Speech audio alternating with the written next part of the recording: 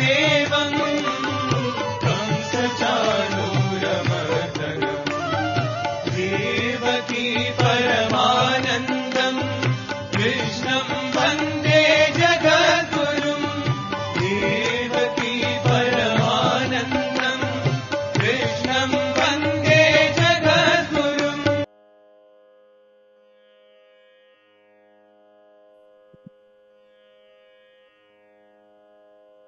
శ్రీ గురుభ్యో నమః. వ్యాస విరచిత శ్రీమద్ భాగవతంలో దశమ స్కందంలో నేడు మనం 68వ అధ్యాయం చివరి ఘట్టాన్ని ప్రస్తావించుకుంటున్నాం. ముందుగా భగవత్స్మరణ చేసుకుని నేటి ప్రవచనాన్ని ప్రారంభించుకుందాం.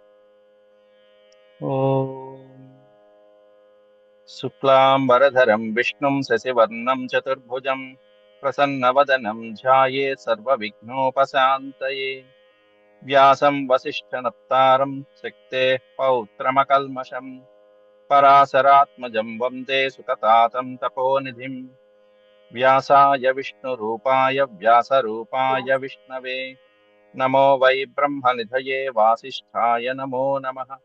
నారాయణం నమస్కృత్య నరం చైవ నరోత్తమం దేవీం సరస్వతీం వ్యాసం తతో జయముదీరయేత్. హరి ఓం.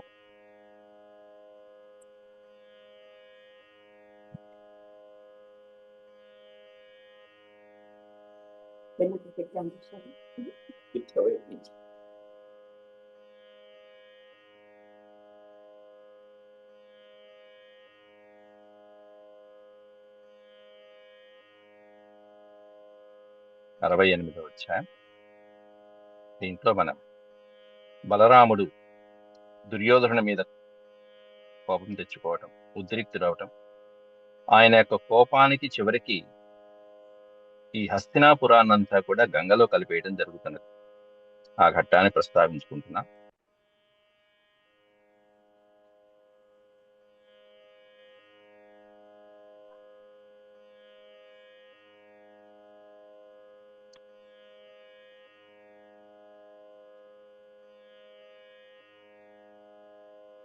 ద్విసప్త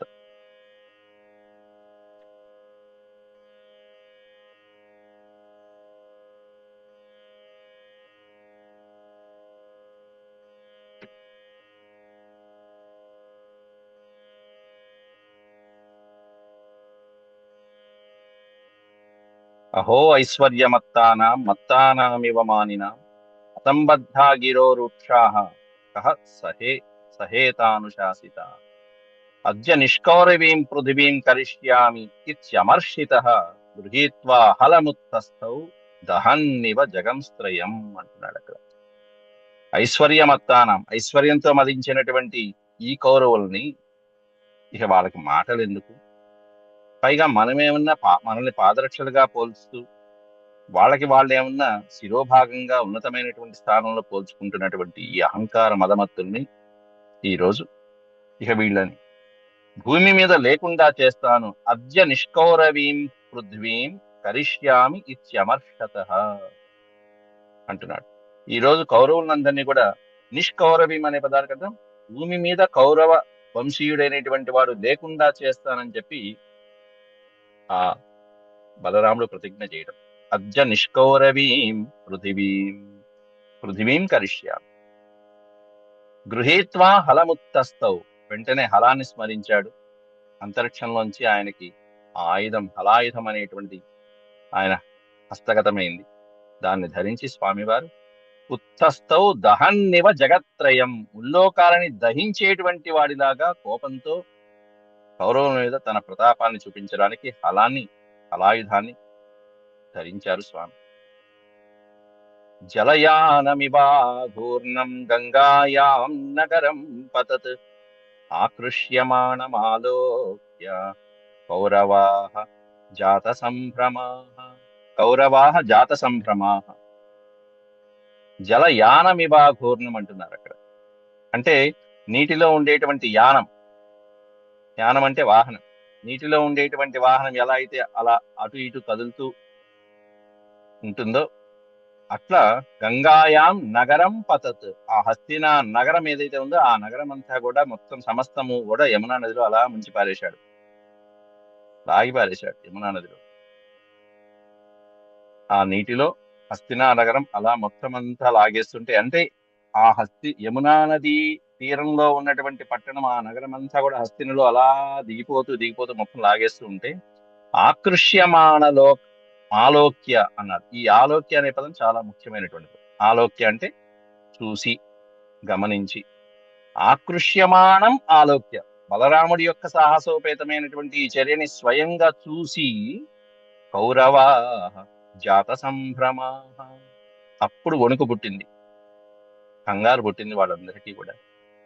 వెంటనే ఇప్పటి వరకు చూపించినటువంటి గర్వము, అహంకారము మొదలైనటువంటివన్నీ కూడా మొత్తం తగ్గిపోయి ఆ భయంతో, ఎందుకంటే ఇప్పటిదాకా ఏమిటంటే కేవలం వాళ్ళ కుమార్తె సాంబుడు, ఆ వివాహము, వాళ్ళ యొక్క మదము, గర్వము, అహంకారము, ఈ ఆస్తులు, రాజ్యాలు ఇవే గుర్తొచ్చాయి. ఇక రాజ్యాలే పోతున్నప్పుడు, భూమే పోతున్నప్పుడు, సంపదలే పోతున్నప్పుడు ఇక కుటుంబమే ఉంది, ఇక సాంబుడే ఉంది, ఇక లక్ష్మణ ఉంది. కాబట్టి ఆ పరమాత్మనే శరణ వేయటం కోసం అని చెప్పేసి తమేవ శరణం జగ్ముహు సకుటుంబ జిజీవిషవ సలక్ష్మణం పురస్కృత్య సాంబం ప్రాంజలయ ప్రభుం. ఇప్పటిదాకా బంధించినటువంటి సాంబుడితో పాటుగా, సాంబుడు ప్రేమించినటువంటి లక్ష్మణ ఏదైతుందో ఆవిడతో పాటుగా దుర్యోధను యొక్క కుమార్తె అయినటువంటి లక్ష్మణం అంటే, ఆ సలక్ష్మణం అనేటువంటి పదంలో అద్భుతమైనటువంటి అర్థం ఏంటంటే అనేక సద్గుణాలతో కూడుకుని ఉన్నటువంటి పిల్ల అని ఒక అర్థము. లక్ష్మణం తన కూతురైనటువంటి లక్ష్మణతో పాటుగా పురస్కృత్య అంటే ముందు పెట్టుకుని, వీళ్ళిద్దరిని ముందు పెట్టుకున్నారు. అంటే వాళ్ళ శరీరాలు, దేహాలు కాపాడుకునేటప్పటికీ వీళ్ళని ముందు పెట్టుకున్నారు, అహంకారం వచ్చేటప్పటికి వీళ్ళని వెనక పెట్టారు. అట్లా వీళ్ళని ముందు పెట్టుకుని ప్రాంజలయ నమస్కారం చేస్తూ ఆ బలరామ ప్రభువుకి తమేవ శరణం జగ్ముహు, మొత్తం దుర్యోధనాదులందరూ వచ్చి సకుటుంబాజిజీవిషవ, సకుటుంబాహ అంటే వారి యొక్క కుటుంబంతో పాటుగా అందరూ కూడా ఈ ప్రాణాలు పోయేటువంటి ఈ స్థితిలో ఉండేటప్పటికీ వాళ్ళందరూ కూడా జీవితం మీద భయం కలిగి వాళ్ళందరూ కూడా తమేవ శరణం జగ్ముహు, ఆ పరమాత్ముని శరణు వేడుకుంటున్నారయ్యా అంటూ వర్ణించాడు ఇక్కడ వ్యాస భగవాన్. ఆ తర్వాత ఏమని అంటే 44వ శ్లోకం నుంచి ఒక 5 శ్లోకాలు దుర్యోధన కృత బలరామ స్తుతి, బలరాముని యొక్క స్థుతి. ఎవరు చేసిందే అంటే కౌరవులు చేసినట్టు. రామ రామాఖిలాధార ప్రభావం న విదామతే మూఢానాం నః కుబుద్ధీనాం క్షంతుమర్హస్యత్ అతిక్రమం, క్షంతుమర్హసి అతిక్రమం. రామ రామాఖిలాధార, హే రామ, ఓ బలరామ, అఖిల ఆధార, సమస్తమైనటువంటి ప్రాణికోటికి, విశ్వానికి, సృష్టికి, అంతరికి ఆధారభూతుడైనటువంటి వాడివయ్యా నువ్వు. ప్రభావం న విదామ, న విదామ అనొచ్చు, నా విద్యతే, లేకపోతే నా గణ్యామహ అనొచ్చు. మేము తెలుసుకోలేకపోయామయ్యా నీ యొక్క ప్రభావాన్ని, నీ బలాన్ని, నీ వీరత్వాన్ని మేము తెలుసుకోలేనటువంటి వాళ్ళమయ్యా. మేమెక్కడ తెలుసుకుంటాం? ఎందుకుని? మూఢానాన్నః, మేమందరం మూర్ఖులం. కాబట్టి నీ యొక్క ప్రతాపము, నీ ప్రభావము, నీ వీరత్వాన్ని, శౌర్య పరాక్రమాలని, నీ యొక్క దివ్యత్వాన్ని మేము లెక్కించలేము. కుబుద్ధీనాం క్షంతుమర్హసి అతిక్రమం, నిన్ను అతిక్రమించినటువంటి, అంటే మిమ్మల్ని అతిక్రమించడం అంటే ధిక్కరించి మాట్లాడినటువంటి ఏ మాటలైతే ఉన్నాయో, నిన్ను లెక్క చేయకుండా మాట్లాడినటువంటి మాటలు, ఇవన్నీ కూడా మందబుద్ధి వలన కుబుద్ధీనాం క్షంతుమర్హసి, అట్లాంటి మాటల వలన ఈ కుబుద్ధిలో కలిగినటువంటి మమ్మల్ని రక్షించు స్వామి అని వేడుకుంటున్నారు. సులభమైనటువంటి శ్లోకాలలోనే ఉన్నాయి చక్కగా. అలాగే స్థితి ఉత్పత్త్యప్యయానాం త్వమేకో హేతుర్నిరాశ్రయా. స్థితి, ఉత్పత్తి, అలాగే అప్యయాన, స్థిత్యుత్పత్త్యప్యయానాం త్వమేకో హేతుర్నిరాశ్రయః లోకాన్ క్రీడనకానీశ క్రీడతస్తే వదంతి అన్నారు. స్థితి ఉత్పత్తి అంటే సృష్టి స్థితి లయ ఈ మూడిటికి కూడా త్వమేకో హేతు, నువ్వు ఒక్కడవే హేతు, కారణభూతుడు అయినటువంటి వాడివి నీవు మాత్రమే. ఈ మూడిటికి కూడా సృష్టి స్థితి లయలకి కారణభూతుడైనటువంటి వాడివి. నిరాశ్రయ, నీవు ఎవరిని ఆశ్రయించవు, అందరూ నిన్ను ఆశ్రయించేటువంటి వాళ్ళే. అట్లాంటి మమ్మల్ని రక్షించు.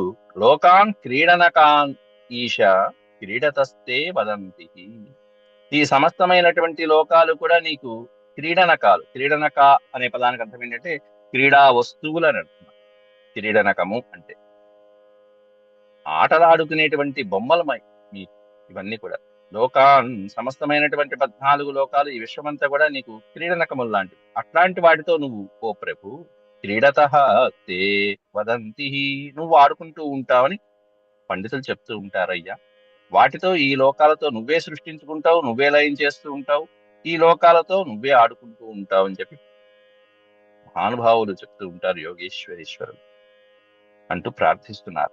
ప్రసన్నం చేసుకోవటంలో ఈ విధమైనటువంటి శ్లోకాలు స్తోత్రాలు వస్తూ ఉంటాయి. త్వమేవ మూర్ధ్నీరమనంత లీలయా భూమండలం బిభర్షి సహస్రమూర్ధన్ అంతే చ యః స్వాత్మని వృద్ధ విశ్వః శేషే ద్వితీయః పరిశిష్యమాణః. శేషే ద్వితీయః పరిశిష్యమాణః. త్వమేవ మూర్ధ్నీత్ అమనంత లీలయా. అనంతమ ఓ అనంత, మూర్ధ్నీదం అనంత విడదీస్తానండి ఆ పదాన్ని. మూర్ధ్ని ఇదం అనంత లీలయా. ఇదం అంటే అక్కడ ఈ సమస్తమైనటువంటి భూమండలాన్ని కూడా. ఎట్లాంటి భూమండలం? అనంతమైనటువంటి భూమండలాన్ని ఓ అనంత. అనంతమైనటువంటిది ఆదిశేషుడి పేరు కాబట్టి అనంతమైనటువంటి ఈ విశ్వాన్నంతా కూడా హే అనంత నువ్వు ఎక్కడ ధరిస్తున్నావు? మూర్ధ్ని, నువ్వు నీ శిరస్సున ఈ సహస్రమూర్ధన్ 1000 పడగల మీద లీలయాభివర్షి, ఎంతో లీలగా అంటే సునాయాసంగా ఏమాత్రము కష్టపడకుండా నీ యొక్క సహస్ర పడగల మీద కూడా ఈ భూమండలాన్నంతా, అనంతమైనటువంటి భూమండలాన్ని ఓ అనంత నువ్వు ధరిస్తున్నావు స్వామి, నీవే లీలగా ధరిస్తున్నావు. అంతే అంటే ఈ సృష్టి యొక్క ప్రళయ సందర్భంలో, ప్రళయకాలంలో అంతే చ యః స్వాత్మని రుద్ధ విశ్వః, సృష్టించిన వాడివి నీవే, ధరించిన వాడివి నీవే.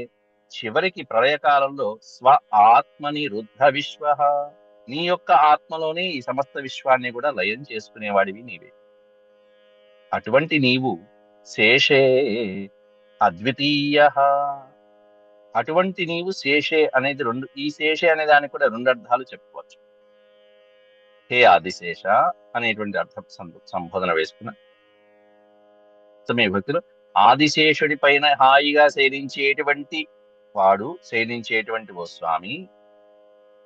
అద్వితీయ న ద్వితీయ, నీతో సమానమైనటువంటి ద్వితీయ పురుషుడు మరొకడు లేడు స్వామి, నువ్వు అద్వితీయుడివి. నీలాంటి మరొక దివ్య స్వరూపుడు ఇంకొకడు ఉండనే ఉండడు. కాబట్టి అద్వితీయ పరిశిష్యమాణ. పరిశిష్య, శిష్య అనే పదానికి అర్థం ఏంటంటే శేషము అని అర్థం. శిష్య అంటే శిష్యమాణ, పరిశిష్యమాణ అంటే నీతో సమానమైనటువంటి వాళ్ళు లేరు, నీకంటే భిన్నమైనటువంటి వాళ్ళు లేరు, శేషము లేరు, మిగిలినటువంటి వాళ్ళు లేరు. అంటే ఈ మొత్తం సమస్త ప్రపంచమంతా అంతమైపోయిన తర్వాత, నీలో లీనమైపోయిన తర్వాత ఇంకెవరు మిగులుతారు? శేషం ఎవరు మిగలరు. పరిశిష్యమాణ, నువ్వు తప్ప. శేషం ఎవరుంటారంటే ఆదిశేషుడు తప్ప శేషం ఉండేవాళ్ళు ఇంకెవరు లేరు. ఈ శేషము శిష్య అనేటువంటి 2 పదాలు ఆదిశేషుడైనటువంటి పడగల మీద శయనించేటువంటి అనంత పద్మనాభ స్వామి తప్ప పరిశిష్యమాణ అద్వితీయ, మరొకడు ఎవరు కూడా లేరు నాయన, భిన్నమైనటువంటి వాడు అన్నీ నీవే అంటూ ఇక్కడ బలరాముణ్ణి ఆదిశేషావతారాన్ని కలిగినటువంటి అద్భుతమైనటువంటి అనంతసేనుడైనటువంటి శ్రీ మహావిష్ణు స్వరూపాన్నే దుర్యోధనుడు ఇక్కడ కీర్తిస్తున్నాడు. అక్కడ అంటే బలరాముని శ్రీ మహావిష్ణువుతోనే పోలుస్తున్నాడు. ఎందుకంటే బలరామకృష్ణులు ఇద్దరికి కూడా అభేదమే కాబట్టి అలాగే పోలుస్తూ దుర్యోధనుడు వేడుకుంటున్నాడు.